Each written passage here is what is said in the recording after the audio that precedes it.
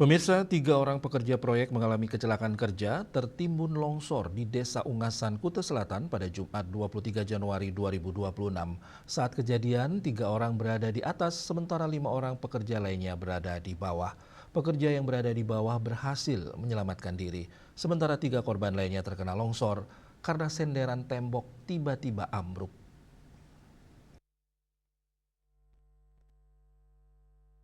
Menurut kesaksian rekan korban, sesaat setelah kejadian 2 orang terevakuasi, namun disayangkan 1 korban atas nama Farhan dinyatakan meninggal saat tiba di RS Udayana. Korban selamat yang mendapatkan penanganan dari pihak rumah sakit atas nama Muhammad Waki. Kantor Pencarian dan Pertolongan Denpasar menerima informasi kejadian pada pukul 13.30 WITA, dan langsung menindaklanjuti Lanji, I. Nyoman Sidakarya selaku Kepala Kantor Pencarian dan Pertolongan Denpasar mengatakan sebanyak 10 personel dikerahkan. Kondisi di sekitaran longsoran masih labil, terlihat beberapa retakan, dengan pertimbangan keselamatan dikerahkan peralatan berat, pengerukan dilakukan perlahan dan bertahap. Karena dikhawatirkan timbul getaran yang memungkinkan terjadi longsor susulan, pertama-tama ditemukan tas milik korban, selanjutnya dilakukan pengerukan. Dan terlihat tubuh korban dalam kondisi meninggal dunia. Korban yang diidentifikasi sebagai Syohibul Hasan, usia 25 tahun, dapat dievakuasi.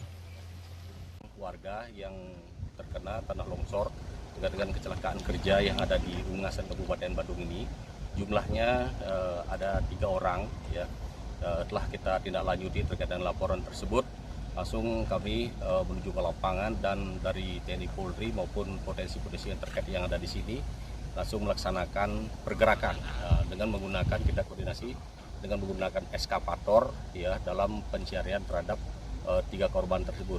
Kami laporkan 1 orang sudah ditemukan dalam kondisi selamat dan 2 orang ditemukan dalam kondisi meninggal dunia, langsung dievakuasi menuju rumah sakit. Dalam peristiwa ini, tercatat 1 orang dapat ditemukan dalam kondisi selamat dan 2 orang dalam kondisi meninggal dunia. Jenazah kini dititipkan RSUD Profesor